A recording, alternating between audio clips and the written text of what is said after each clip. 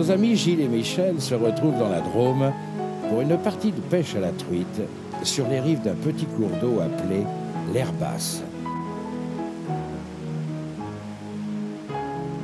Bon, mais dis-moi Michel, on n'a pas eu de chance quand même aujourd'hui, tu vois, on vient à la pêche à la mouche, on se retrouve avec une rivière en crue presque. Bon, enfin, ceci dit, on va pêcher au toc, ça sera peut-être pas plus mal, on risque de faire des grosses parce que quand l'eau est comme ça, les grosses sont sorties, bien souvent, parce qu'elles ont moins peur, tu comprends. Alors je vais attaquer un petit peu vers le fond, là-bas, vers les cascades.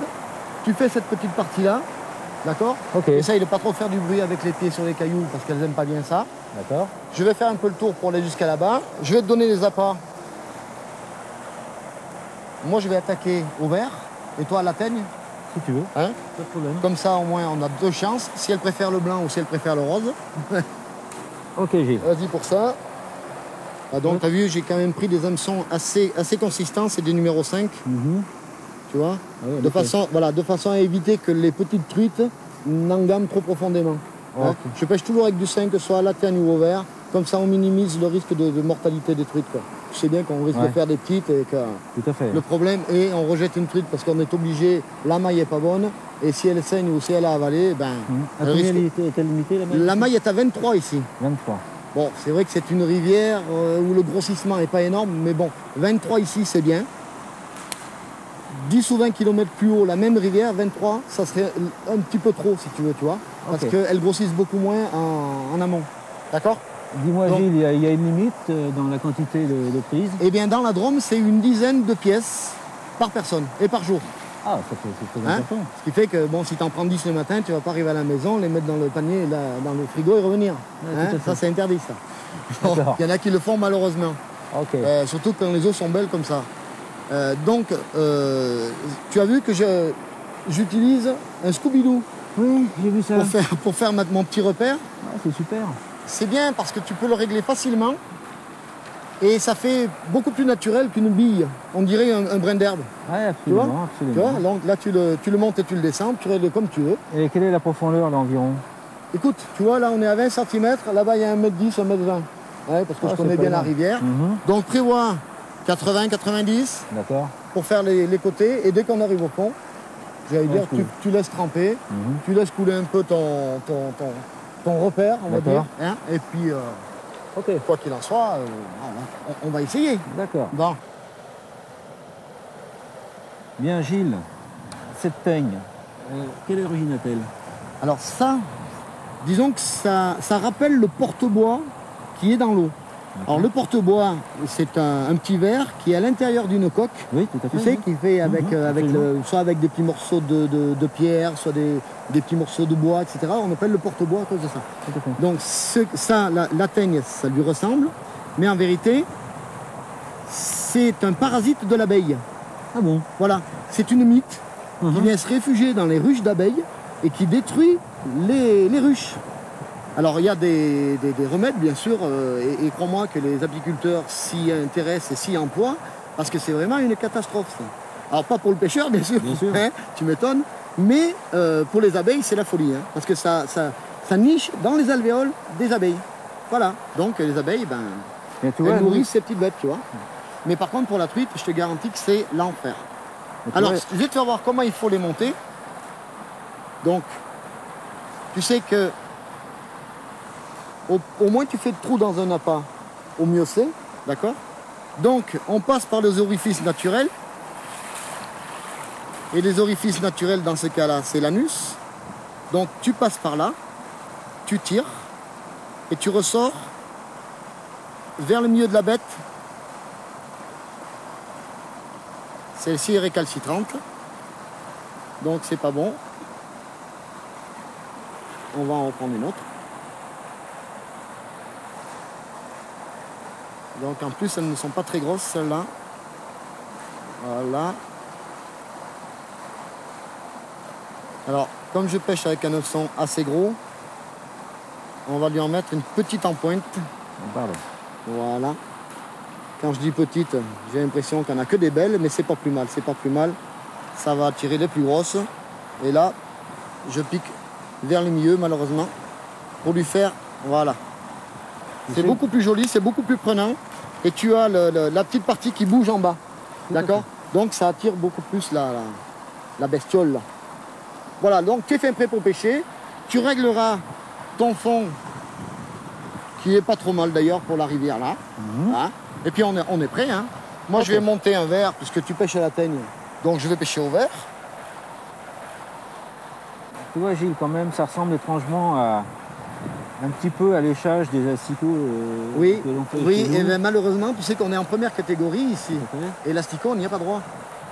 Dommage. Eh ben oui, c'est dommage, c'est dommage. Et c'est alors ça, je veux dire, si tu es pris avec un asticot en première catégorie, ça coûte cher, très cher. Et là, Bon, tu le dis aux personnes qui ne sont pas au courant. Hein. Bon, par contre, on est dans une rivière première catégorie qui s'appelle l'Herbasse. On est dans la Drôme. l'Herbasse. Puisque tu es venu me voir dans la Drôme. L'Herbasse, donc en un mot, ça a été une abréviation de l'herbe basse. D'accord? C'est l'Herbasse. D'accord? Et on est à Saint-Donat, donc dans la Drôme. Bien, Ok. écoute. Et on a de la chance parce qu'elle est super belle à pêcher.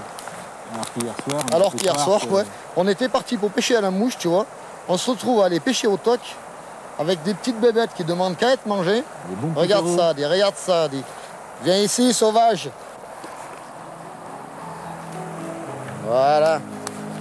Il a déjà pris la température de l'eau. Il a dit avant le bain, on se mouille un peu.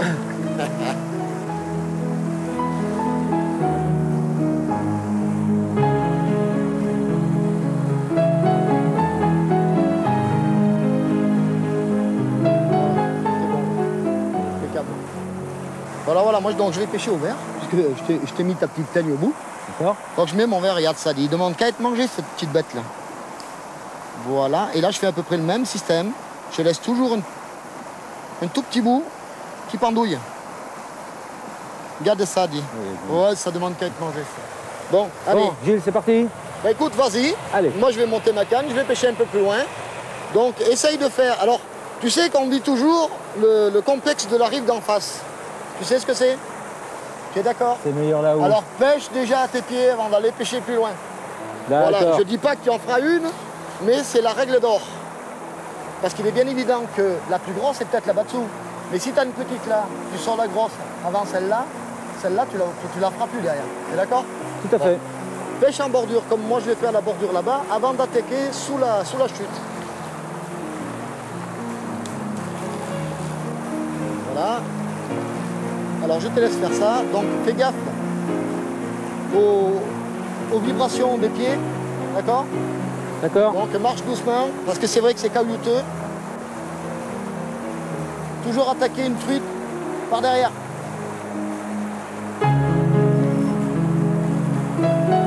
Voilà, c'est ce qu'on appelle pêcher en fin de pôle. P-O-O-L. Allez, arrête de rigoler là. Tu vas nous en sortir une.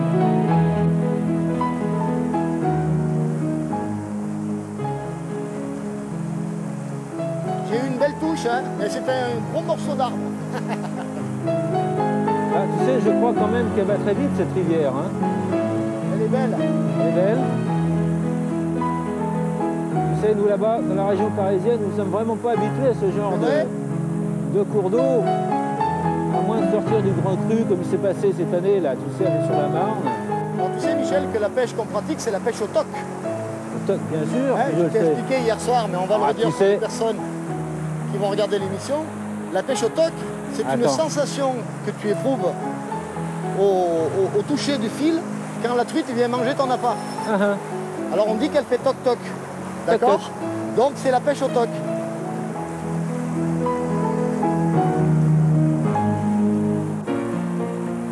Tu as des rivières comme ça qui sont assez boueuses. C'est pas un problème de te baisser, d'arriver debout. Le tout, c'est pas faire de bruit. Parce que là, les truites, même à 2 mètres, elles ne te voient pas. Elle t'entendra, mais elle ne te verra pas. Alors qu'une rivière qui est très claire, en principe, moi j'arrive, je pêche, toujours à tout prix. Ah, D'accord? Donc Ah, écoute, c'est je vais te une laisser astuce. faire ce petit point, je vais faire le parcours là-bas. Oh, dis donc. Petite touche, lui. Ah, elle est revenue.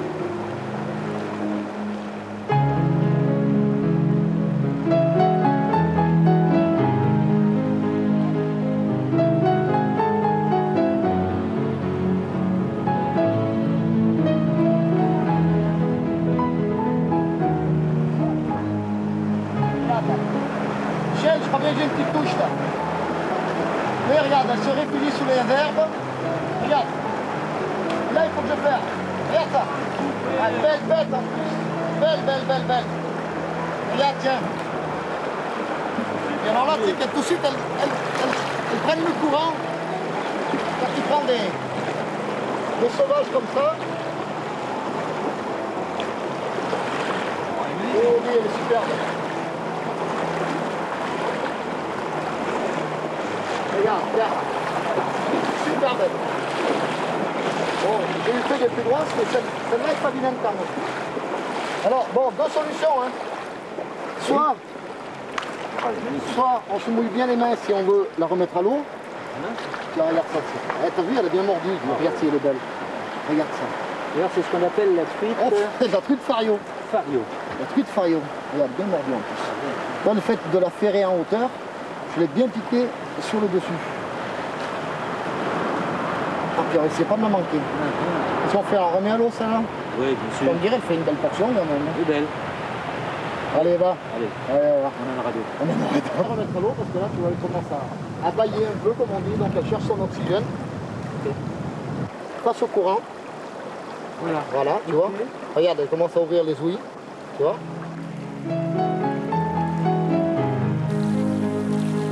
Là, j'ai un joli passage parce que j'ai une belle racine que je connais depuis longtemps, comme on dit. Ah, Michel, j'ai une touche là. Regarde, Allez, tu nous la sors. regarde. Super. Et en principe, les farios, tu sais qu'elles prennent la descente. Hein. Je vois ça.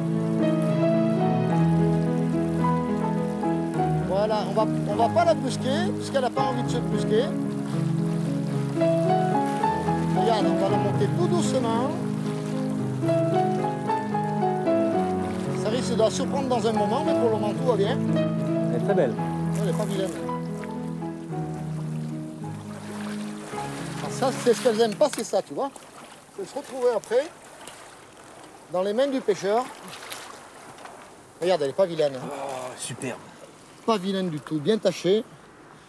Voilà, ben c'est la fario, ça. Je ne sais pas si tu connaissais, parce que chez toi, là-bas à Paris, il y a beaucoup d'arc-en-ciel. Mais ça, Ah, tout à fait. en plus, Mais dis donc, elle a été bien piquée sur le C'est un dessus. signe de bonne santé, ça, Regarde, les poivrons rouges, non regarde ça si elle est belle. Oh, elle est magnifique. Superbe truite. Très belle. Tu vois, c'est un mâle en plus, regarde. Il a la nageoire blanche de la laitance. Tu vois? Ça, c'est que, oui, viens ici. Oui. Ouais, écoute, on va alors vite la remettre à l'eau. Oui. Hein, c'est pas la peine, comme on a décidé de pas trop en garder aujourd'hui. Hein. Tout à fait. Allez, ma belle. Regarde, qu'on la mette au soleil comme ça. Regarde, c'est joli. Alors, tu sais que un poisson, en réalité, si tu le laisses là, comme il ne sait pas vraiment ce qui lui est arrivé, bien souvent, bon, c'est vrai que là, elle a quand même... Un peu souffert. Ouais, j'ai l'impression que le courant ne l'a pas arrangé. Mais je dirais qu'un poisson, c'est bête. Parce qu'il ne sait pas ce qui lui est arrivé là. Il est sorti de l'eau, tu le remets dans l'eau. Si tu lui fais rien, si tu la touches pas, il s'en va pas. Bien souvent, il suffit de la pincer pour qu'elle se rende compte qu'il y a quelqu'un qui est venu derrière. Tu vois? Mais sinon, le fait de l'avoir sorti de l'eau, de la remettre dans l'eau, bien souvent, même des très gros brochets, j'ai fait des beaux brochets, tu les poses délicatement, tu les laisses, ils restent là. Si tu les touches pas, ils s'en vont pas. Tout à fait, mais tu sais qu'on a le même phénomène chez nous avec les carpes, avec les brèmes. Exactement. Je crois que c'est... Mais pour tous les poissons, c'est pareil. Je veux dire, bon, on a l'impression qu'ils n'ont pas compris ce qui est arrivé. Mais bon, tant mieux pour nous finalement. Hein, il faut en reprendre une prochaine fois. Imagine-toi que ça t'arrive. Si je suis dans l'eau, oui. J'y retourne. Allez, je vais te regarder pêcher un petit moment.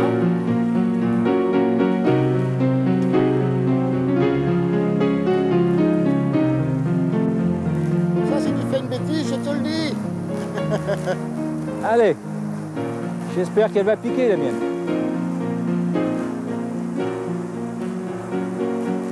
Tu m'as pas dit tout à l'heure que tu t'étais fait manger? Si. Comme on dit en jargon de pêche. Si. Je me suis fait manger. Et tu vois, j'ai remis du fond et je pense que...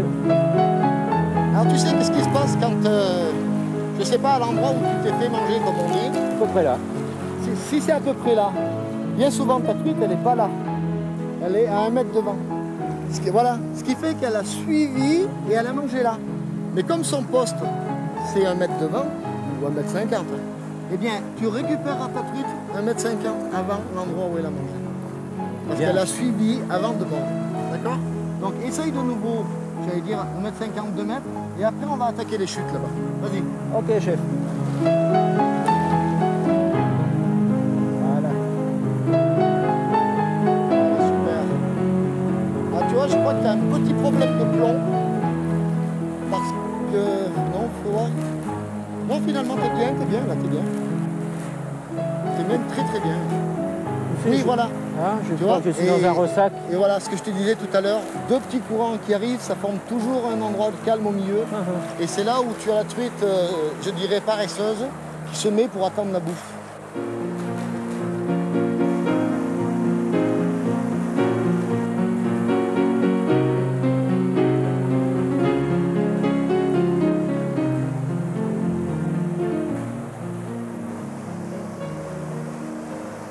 Dis donc, Gilou, Oh, je crois qu'elle tape à la porte, là. c'est vrai? Voilà, lâche un tout petit peu. Voilà, reprends le contact pour savoir si elle y est, faut voir. Là, c'est bon, tu peux ferrer, mon gars. Faire. Ou là, t'as pas ferré assez fort. Si, c'est bon. Si, super. Si. Ouais, Zol. Oh, on dirait un chevenne, attends. Non, c'est une belle truite, dis. Superbe. Fais gaffe parce qu'elle va descendre. Voilà, ramène-la, viens par là. Ouh là là là là. Oh, elle est magnifique. Ouh là là là là. Elle est super belle. Super belle. Ouais, j'ai même pas la peine d'épuisette. Ramène-la doucement. Là, superbe. Et fais gaffe parce que bien souvent, c'est à cet endroit-là qu'elle se décroche. Ah, tu vois. Dès que tu les as, là. Regarde. L'expérience, c'est Ah oui, tout. oui, non, mais là, là, oh là là là là, regarde ça, dis. Waouh. Superbe bête. Magnifique. Superbe bête. Ah oui. Ah oui. Écoute. Et c'est ta première, mon gars. C'est ta première. Elle est Ta vraie magnifique. Fario. Regarde-la un peu. Ah oui, non, mais c'est la tienne, hein, c'est à toi. Super bête. Super. Ah oui. Magnifique. Ah, oui. Ben écoute, si tu veux la manger ce soir, celle-là, tu peux la garder. Hein. On la Écoute, garde. c'est ta première. Moi, c'est toi qui vois, tu fais comme tu le sens. Ok. Mais bon, Tu as le... ce soir, je te la fais en... Alors, voilà, donc... Elle est bien accrochée. Hein. Elle est bien accrochée parce qu'elle est prise dans la narine, t'as vu? Voilà. Voilà, ben écoute, t'as la solution. Tu sais comment on fait pour tuer une truite? Je crois que c'est à la queue. Non, tu mets la main dans la gueule comme ça. Et tiens. Tu mets la main dans la gueule et tu casses. Tu casses la colonne vertébrale. Pauvre Voilà. bête. C'est terminé. Tu n'as pas le risque parce que j'ai vu des pêcheurs, moi, faire comme ça. On va tuer la truite. Et la truite, elle est partie. Là, elle partira plus, celle-là, tu vois. Là, voilà, mon gars. Alors, tu sais, il y a une chose qu'il faut toujours faire quand on prend une truite. Et quand il fait chaud comme ça, il faudrait que tu ailles me chercher un peu d'herbe. J'en ai vu juste en dessous, là. Je vais te faire voir un truc de pêcheur. Ok. Regarde dans la canne. Attends, je vais remonter ma canne. Vas-y. Parce que comme l'eau est quand même assez fraîche et que dehors il fait quand même assez chaud, tu arraches une bonne touffe d'herbe que l'on va mettre dans le torchon, légèrement humidifié, et comme ça ta truite elle garde au frais comme au frigo. J'y vais. Ok?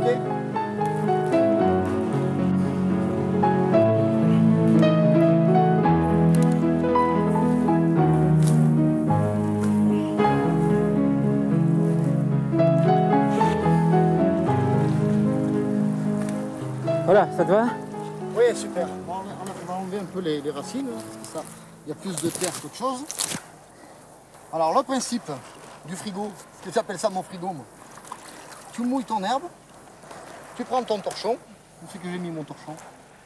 Tiens, oui. Voilà. Tu prends ton torchon, tu mets ton herbe dans le torchon, ta truite au milieu, comme ça, hop, bien entortillé, ça garde au frais.